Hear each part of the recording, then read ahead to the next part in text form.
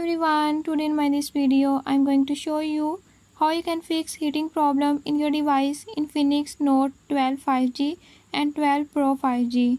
In this device, if you're having any issue like your device has more heating issues, I'll tell you few tips and tricks that you can use to fix it. Before we start, if you are new to my channel, don't forget to subscribe and press bell icon. Watch complete video and learn how you can fix it.